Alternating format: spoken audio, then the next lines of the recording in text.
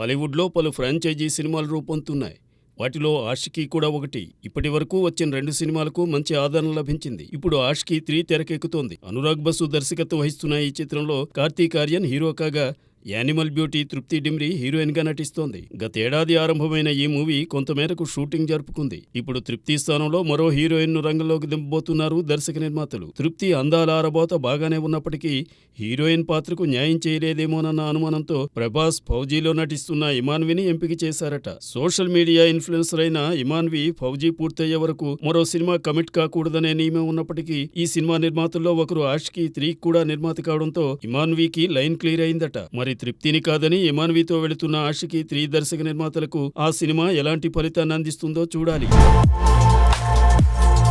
దర్శకుడు లోకేష్ కనకరాజ్ ప్రస్తుతం రజనీకాంత్ కూలీ సినిమాతో బిజీగా ఉన్నాడు. దీనిని మే 1న రిలీజ్ చేయడానికి పక్కా ప్లాన్ రెడీ చేశాడు లోకేష్ కనకరాజ్ గత చిత్రం లియోకి మిక్స్డ్ రెస్పాన్స్ వచ్చింది. దాంతో లోకేష్ ఎలాగైనా కూలీని హిట్ చేయాలని తాపత్రయపడుతున్నాడు. ఇక ఈ సినిమా తర్వాత లోకేష్ పేరు పలు ప్రాజెక్టులతో లింక్ అయి వినిపిస్తోంది. పార్థిబన్ లియో 2, సూర్యతో రోలెక్స్, కార్తీతో ఖైదీ 2 సినిమాలు చేయవలసి ఉంది. అయితే తాజాగా లోకేష్ తమిళ స్టార్ హీరో అజిత్ తో సినిమా చేయబోతున్నట్లు వినిపిస్తుంది. అదే జరిగితే లోకేష్ యూనివర్స్ లోకి అజిత్ కూడా ఎంట్రీ ఇచ్చినట్లవుతుంది. తమిళ హీరోలందరినీ ఎల్యూసీలోకి తీసుకువచ్చి వరుస సినిమాలు ప్లాన్ చేస్తున్నాడు లోకేష్. దీని ప్రకారం రజనీ, కమల్, విజయ్, అజిత్, సూర్య, కార్తీ వంటి హీరోలందరూ ఎల్యూసీలో భాగంగా ఒకే సినిమాలో దర్శనమిస్తే ఫ్యాన్స్ కి పండగే పండగ.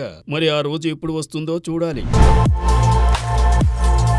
అక్కినేని స్థాపించిన అన్నపూర్ణ స్టూడియో 50 వసంతాలు పూర్తి చేసుకుంది. ఇక స్టూడియోను ఎప్పటికప్పుడు ఆధునీకరిస్తూ వస్తున్న నాగార్జున అండ్ కో ఇప్పటికే వరల్డ్ బెస్ట్ ఫిల్మ్ స్కూల్ ను రన్ చేస్తున్నారు. అంతేకాదు కొత్త టెక్నాలజీలను తెలుగు సినిమాకు పనికి వచ్చే విధంగా స్టూడియోను తీర్చిదిద్దుతూ వస్తున్నారు. థియేటర్లో అద్భుతమైన సౌండ్ అండ్ విజువల్స్ ను అందించే డాల్బీ విజన్ సినిమాల కోసం తొలిసారిగా ఇండియాలోనే మొట్టమొదటి Dolby vision grading and mastering సదుపాయాన్ని కల్పించారు. దీనిని pan India director US Rajamouli launch చేయడం విశేషం.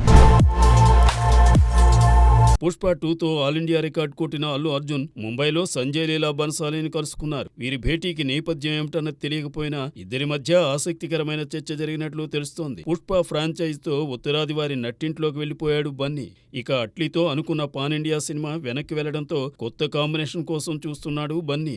అందులో భాగంగానే బన్సాలీతో భేటీ అయ్యాడు. అటు బన్సాలీ సైతం దక్షిణాది స్టార్ హీరోతో పనిచేయాలనే ఆసక్తిని ప్రదర్శిస్తున్నాడు. ఇప్పుడు వీరిద్దరి భేటీ తరువాత వీరి కలయికలో సినిమా రావటానికి మార్గం సుగమం అయ్యింది. ఇదిలా ఉంటే బన్నీ తదుపరి త్రివిక్రమ్ దర్శకత్వంలో పాన్ ఇండియా సినిమా చేయబోతున్నాడు. ఆ సినిమా తరువాత బన్సాలీతో బన్నీ చిత్రం ఉంటుందేమో చూడాలి.